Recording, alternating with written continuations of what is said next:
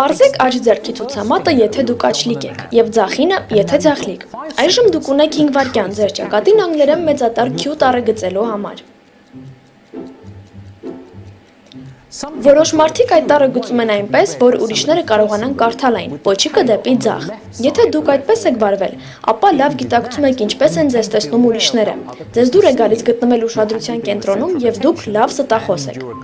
Այլ մարդիկ գծում են տառն այնպես, որ իրենք կարողանան կարդալ այն, պոչիկը դեպի աջ։ Եթե դուք այդպես եք արել, ապա ամենայն հավանականությամբ ինտրովերտ եք եւ վատ ստախոս։